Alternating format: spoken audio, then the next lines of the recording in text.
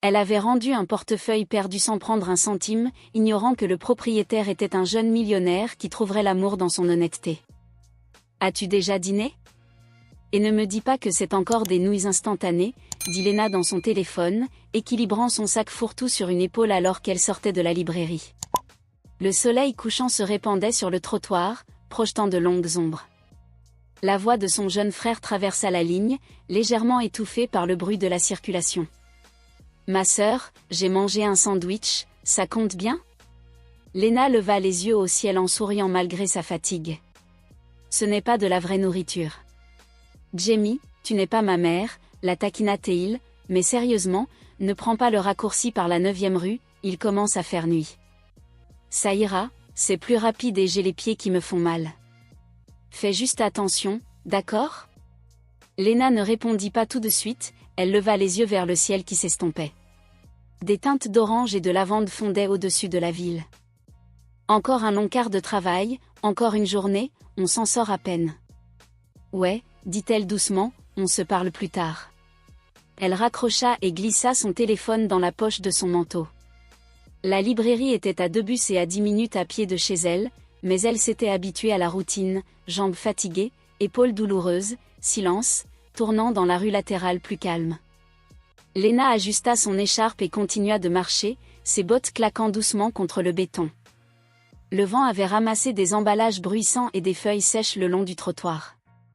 C'est à ce moment-là qu'elle le vit, un portefeuille en cuir noir posé près du bord du trottoir, à moitié caché par un journal humide. Elle ralentit, fronça les sourcils, puis regarda autour d'elle, personne, pas une âme dans la rue, pas de jogger, pas de promeneur de chiens, juste elle, la lumière déclinante et le portefeuille perdu. Prudemment, elle le ramassa.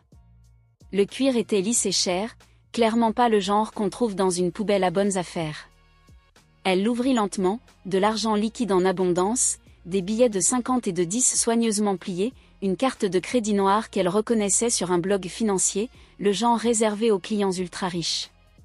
Une pièce d'identité, Ethan Graham. Elle fixa le nom, il lui semblait étrangement familier, bien qu'elle ne puisse pas le placer. Une carte de visite glissée derrière la pièce d'identité indiquait Graham Innovation, pas de numéro de téléphone, juste un email et une adresse de bureau à Midtown. Léna expira lentement, le poids du portefeuille dans sa main lui parut soudain plus lourd que son contenu. Elle s'assit sur un banc à proximité. Son cœur battait plus vite. La rue restait silencieuse, comme si elle regardait sa décision se dérouler. Elle était déjà venue ici, non pas avec un portefeuille, mais avec un dilemme moral. Que avait-elle à montrer pour avoir toujours choisi la bonne chose ? Un petit ami qui lui volait ses économies et disparaissait. Une collègue qui s'attribuait le mérite de ses idées.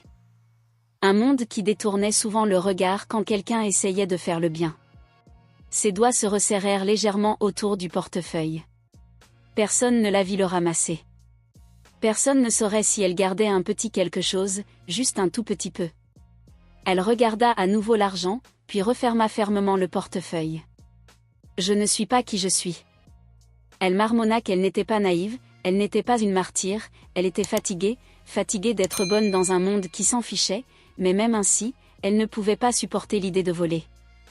Faire la bonne chose ne consistait pas à se faire remarquer, mais à ne pas détester la personne qu'elle voyait dans le miroir.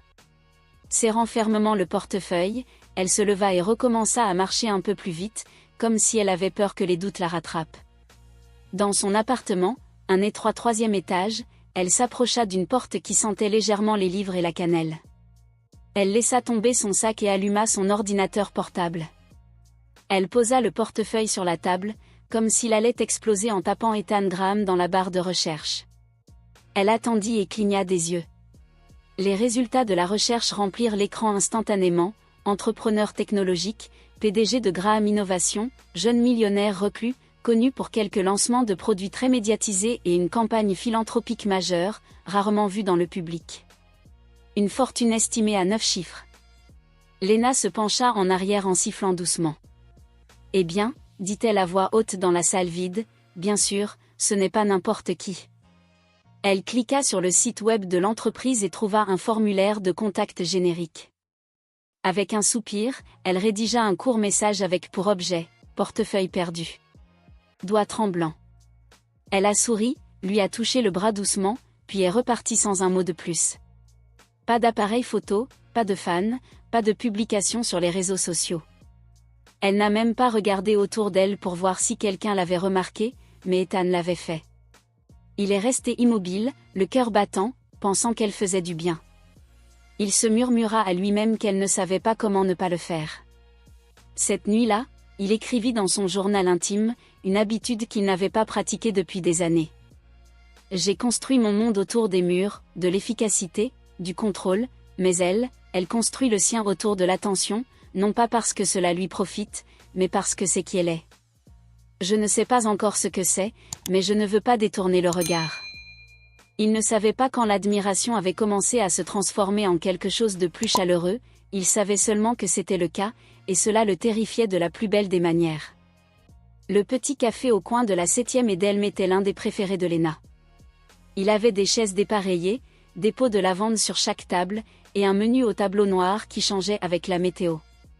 Elle aimait le charme tranquille de cet endroit, la façon dont il se sentait comme un lieu que le temps avait poliment ignoré. Elle et Ethan étaient assis sous un parapluie à rayures jaunes, un pot de thé à la menthe partagé entre eux.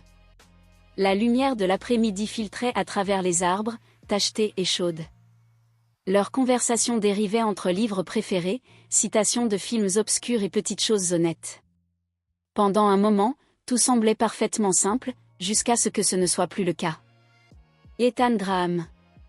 Une voix forte et joyeuse appela. Lena se tourna. Un homme dans un blazer pointu, des lunettes de soleil perchées au sommet de sa tête, s'approcha avec la confiance de quelqu'un habitué à être entendu. Je ne t'ai presque pas reconnu sans ton entourage. Quoi ? Le PDG de Graham Innovation attend maintenant dans la file comme le reste d'entre nous. Le sourire d'Ethan vacilla. Léo. Le cœur de Lena fit un bond. PDG de Graham Innovation. Ses yeux s'écarquillèrent, fixés sur Ethan, cherchant son visage pour un déni, une correction, une blague. Aucune ne vint. Léo tapota Ethan sur l'épaule, toujours souriant. Content de te voir, mec. N'oublie pas le dîner rustre la semaine prochaine, on a besoin de ton discours pour les convaincre. Il partit aussi vite qu'il était venu, inconscient du silence. Il tomba comme une pierre au milieu de leur table.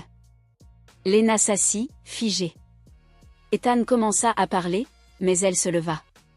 Sa chaise grattait bruyamment contre le béton. Donc c'est vrai, dit-elle. Il se leva aussi, la panique visible dans ses yeux. S'il te plaît, laisse-moi t'expliquer. Elle secoua la tête en reculant. J'ai besoin d'air. Elle ne lui laissa pas une chance de la suivre. Elle s'éloigna rapidement et silencieusement dans la rue bordée d'arbres, jusqu'à ce que le café soit hors de vue. Il ne la poursuivit pas encore. Elle n'a pas répondu à ses textos ce soir-là, ni le lendemain. Mais le 3e soir, juste avant la fermeture, elle le trouva devant la librairie, debout, seul, manteau à la main, expression lourde. Elle s'arrêta à quelques mètres. « Tu as menti, dit-elle doucement. » Je n'ai pas dit toute la vérité, répondit-il tout aussi calmement. C'est comme ça qu'on appelle ça maintenant ? Je ne l'ai pas fait pour te faire du mal, Lena, dit-il. Je l'ai fait parce que je ne voulais pas être ce gars. Elle croisa les bras. Le gars qui possède un empire technologique, mais qui prétend s'intéresser aux vieux livres ? Non, dit-il. Le gars, les gens ne voient que ce qu'il a. Elle détourna le regard. J'ai passé la majeure partie de ma vie d'adulte entourée de gens qui sourient à cause de mon compte en banque, dit-il. Qui me flatte, me manipule, me lance, suis-moi. J'en avais marre de ne pas savoir qui était réel. Alors tu as décidé de mentir pour voir si j'étais réel ? Il tressaillit. La voix de Lena était basse et douloureuse. Tu étais la première personne que j'ai laissé m'approcher depuis des années parce que je pensais que tu étais honnête. Ordinaire, sûr. Ethan fit un pas prudent en avant. Je suis toujours moi, Lena. Elle croisa son regard, plein de confusion et de douleur. Mais tu as commencé par te cacher. Je sais, répondit-il. Et je regrette chaque partie de ça, mais quand je t'ai vu, quand j'ai vu comment tu m'as traité sans savoir qui j'étais, je ne voulais pas perdre ça. Le silence s'installa, Puis Lena dit presque dans un murmure. Tu as peur que les gens ne soient pas réels avec toi, alors tu commences avec quelque chose qui n'est pas réel. Ethan avala difficilement. J'avais tort. Elle ne répondit pas. Je ne m'attendais pas à m'en soucier autant, admit-il, mais je sais à propos de ta voix, de tes pensées, de la façon dont tu tends un livre à quelqu'un comme si cela pouvait le sauver. Lena cligna des yeux, mais son regard ne s'adoucit pas. Il hocha lentement la tête, reculant. J'irai, mais j'avais besoin que tu saches que je ne suis pas entrée dans ta vie comme un projet. Je suis restée parce que je me sentais moi-même à tes côtés plus que je ne l'ai été depuis des années. Il se tourna et marcha dans la nuit, la laissant debout sur les marches de la librairie, déchirée entre tout ce qu'elle craignait et tout ce que son cœur avait tranquillement commencé à espérer.